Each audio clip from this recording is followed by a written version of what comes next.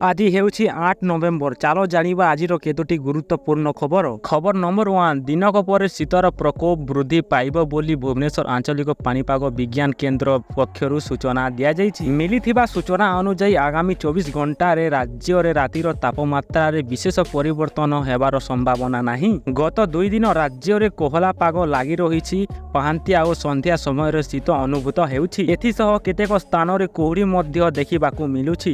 ଓଡ଼ିଶାର କାଶ୍ମୀର କୁହାଯାଉଥିବା ଡାଙ୍ଗରିବାଡ଼ିରେ ଅଧିକ ଶୀତ ଅନୁଭୂତ ହେଉଛି। ଏହାସହ ପଶ୍ଚିମା ଝଡ଼ ପ୍ରଭାବରେ ଉପକୂଳ ଓଡ଼ିଶା ସହ ଦକ୍ଷିଣ ଅଭ୍ୟନ୍ତରୀଣ ଓଡ଼ିଶା ଅଧିକାଂଶ ଜିଲ୍ଲାରେ ହାଲୁକା ମଧ୍ୟମ ଧରଣ ବର୍ଷା ହେବ ବୋଲି ପୂର୍ବାନୁମାନ କରାଯାଇଛି। କେତେବେଳେ ଗରମ ହେଉଛି ତ ପୁଣି କେତେବେଳେ ଗୁଲୁଗୁଲି, ପୁଣି କେତେବେଳେ ହାଲୁକା ଥଣ୍ଡା ଆଉ କେତେବେଳେ ବର୍ଷା। ଖବର ନମ୍ବର 2, ମାଛ ଧରିବା ହେଲା କାଲ।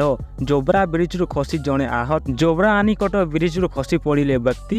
ମାଛ ଧରୁ ଧରୁ ବ୍ରିଜ ତଳେ ପଡ଼ି ଯାଇଥିଲେ। ବ୍ୟକ୍ତିଙ୍କ ନାମ ହେଉଛି ଟୁଟୁ ଦାସ। ଘର ଜୋବ୍ରାର ମାଝି ସାହି। ଟୁଟୁଙ୍କ ବୟସ ପାଖାପାଖି 50 ବର୍ଷ ହେବ। ବ୍ରିଜରୁ ଖସି ପଡ଼ିବାରୁ ତାଙ୍କ ମୁଣ୍ଡ ଓ ଗୋଡ଼ରେ ଗଭୀର ଆଘାତ ଲାଗିଛି।